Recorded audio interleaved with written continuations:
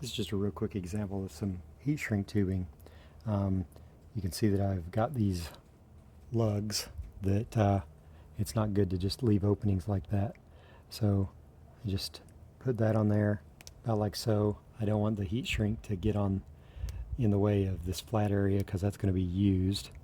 And there are several different ways you can do the heat shrink. You can use a heat gun. I have a little Ronson butane torch, and it does a really good job. It's super quick, and basically you just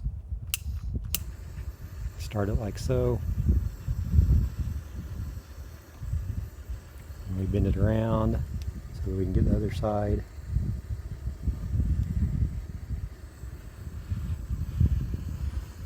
And that's really all there is to it. And so now those are done. I will warn you that you want to be careful about not touching the copper, because copper is an excellent conductor of heat and it just absorbed a lot of heat. When I'm just looking at this, I can see that I've got this little section right here that's just kind of sticking up. So I might hit that again just to suck that in a little bit. But the process is really quick, and it makes it super simple to actually make professional looking cables that you can then use in your build.